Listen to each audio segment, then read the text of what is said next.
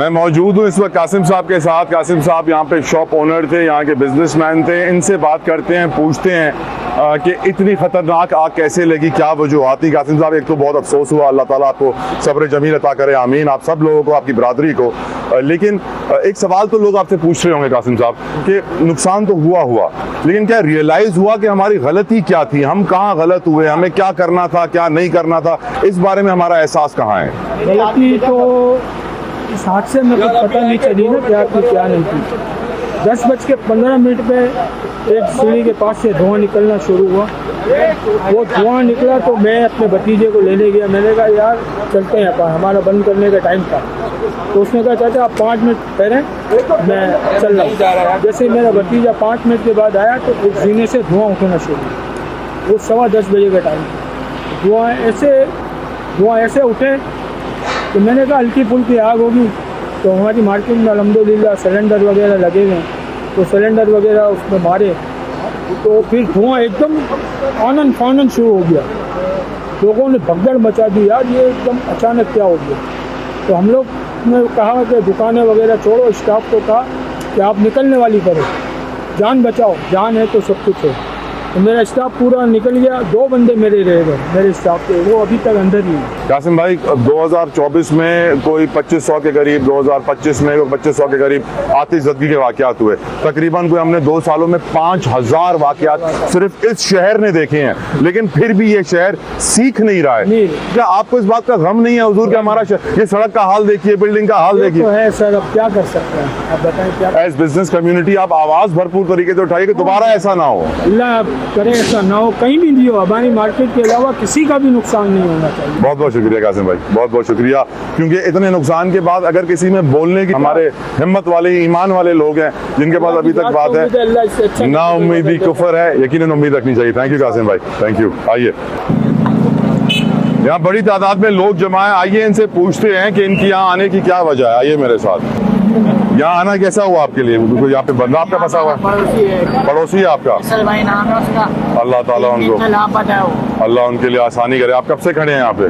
मैं सुबह 10 बजे से। अल्लाह ताला आपके लिए भी आसानी करे। कैसे आपका कैसे आना हुआ भाई था? हमारे भाई हैं, हमारे दुकानदार है, मैं भी कोई दुकानदार हूँ, छापे करके आया हूँ मैं। उनकी दुकान चली गई, उनका माल चल गया, उनसे इदारे हमदर्दी करने के लिए आया हूँ मैं। ये हुआ है, करना चाहिए, ये बहुत गलत हुआ है। सारा जो दुकानदार हूँ ना, मैं समझ सकता हूँ इसका दूर कितने मेहनत से बंदा दुकान जमाता है, करता है, और भी एकदम अपने आंखों से जलते हुए देखो तो बड़ा हमें अफसोस हुआ।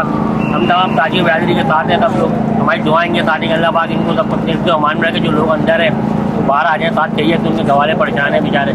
आपको लगता है कि अब भी वो जिंदा बाहर आ सकते हैं? भाई अल्लाह में उम्मीद है, अल्लाह रखे उसे कौन जगे, उम्मीद पे दुनिया कायम है। मुझे बताइए कि आपकी फाइंडिंग्स क्या हैं, हमारे में कमी कहाँ पर है, हमें कहाँ इम्प्रूव करने की जरूरत है, आपकी अंडरस्टैंडिंग्स। देखिए, इस मौके के ऊपर अगर हम कमी की बात करें तो कमी सबने देख ली है।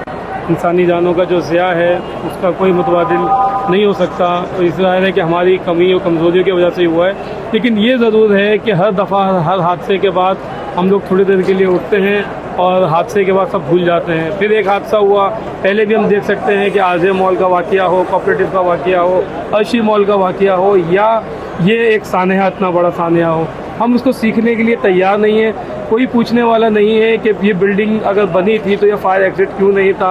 आज जो बिल्डिंग कोड से वो कहाँ पर एग्जिस्ट करते हैं, वो कौन उसको देखता है, कौन से इदारे इसका लुक आफ्टर करते हैं। ये जो इतनी इमरजेंसी मचाई हुई है, ये पैगाम भी मैं दे रहा हूँ कि हम इमरजेंसी के फेज से बाहर आ गए। इमरजेंसी जब दिखाई जाती है जब किसी की जान को बचाया जा सके।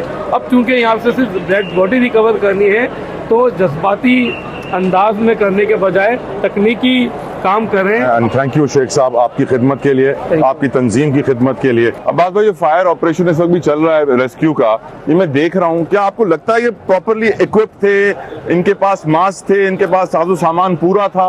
सर, जो इस वक्त रेस्क्यू का अमला यहाँ इस मखदूश और इंतहाई खतरनाक इमारत में काम कर रहा है, वो मेरे हिसाब से असल में जिहाद कर रहा है। जिहाद कर रहा है। वजह उसकी ये है कि किसी किस्म का मास्क नहीं है इन लोगों के पास, कोई इनके पास सूट नहीं है ऐसे कि जिससे, हेलमेट आपके सामने है किस तरीके से। अभी हमारे सामने ऊपर से एक ब्लॉक गिरा है जो कि एक रेस्क्यू एहलकार के सर पे लगा। वो शुक्र है कि उसका हेलमेट मौजूद था, वो कि वो हेलमेट इंटरनेशनल स्टैंडर्ड्स पे और उनके ड्रेस नहीं है, लेकिन फिर भी ये बड़ी बात है कि ये इस मखदूश इमारत में जिसके अंदर धुआं अभी भी भरा हुआ है, कहीं कहीं आग मौजूद है, वहाँ से ये लाशें रिकवर कर रहे हैं, ये बहुत बड़ी बात है।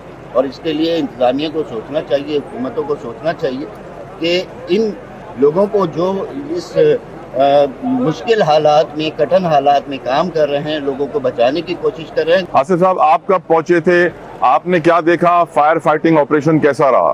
फायर फाइटिंग ऑपरेशन तो बहुत ही, मतलब आप वो सही कह रहे हैं, अब्बास के जहाद कर रहे हैं, क्योंकि इनके पास कोई मास्क नहीं है। ये अंदर जा रहे हैं, वो बाहर आके फिर अपने सरों पे पानी डाल रहे हैं, अपने चेहरे और ये तो पे पानी अभी भी डाल हम देख रहे होते और हुए, ये देख रहे हैं ना। मैंने आंखों से देखा। और फिर दूसरी बात ये कि जो अफसरान यहाँ पे देखने के लिए आते हैं, वो जैसे ही आते हैं ना, तो लवाहिकीन को धक्के मार के पीछे करते हैं। जिनके प्यारे अंदर हैं, जिनकी डेड बॉडियाँ अंदर हैं, उनको धक्के मार रहे हैं।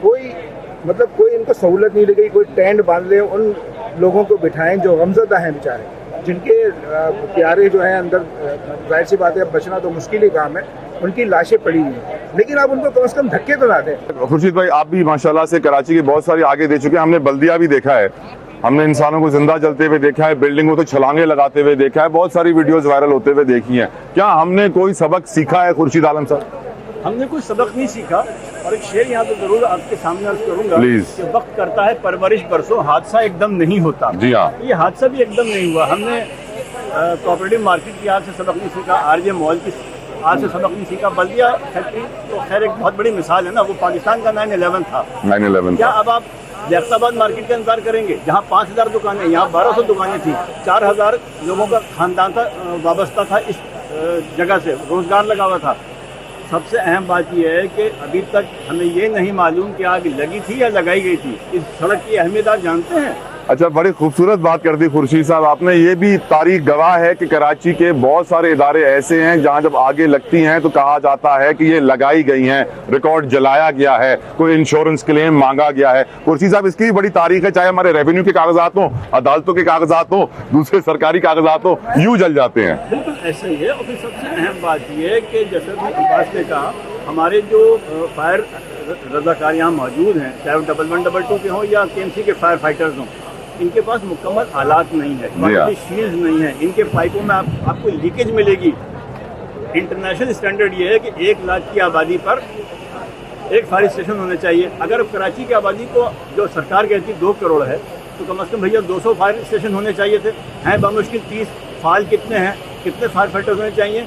17-18 साल से जो गवर्नमेंट यहाँ पे बरसर इख्तियार है, सबसे पहले तो उससे पूछा जाए कि आप क्या कर रहे हैं। खुर्शीद साहब, मिस मैनेजमेंट और बैड गवर्नेंस के ऊपर आप तीनों साहिबान ने बहुत सारी रिपोर्टिंग की हुई है, बहुत बार कौम को बताया है कि किस लेवल की मिस मैनेजमेंट, बैड गवर्नेंस है। लेकिन एक और एंगल इसका ये भी है कि जो हमारी बिजनेस कम्युनिटी है वो भी अपने आप को अपग्रेड नहीं करना चाहती। उसको जहां रिश्वत देकर काम कराने का मौका मिलता है वो करा लेती है और अपनी बहबूद और फलाह का ख्याल नहीं रखती। इस पे आपकी राय? ऐसा ही है। हमें बताया गया था कि ये जो बेसमेंट था ये पार्किंग के लिए मखसस था, मगर इसमें दुकानें बन गई। अब इसका जवाब कौन दे?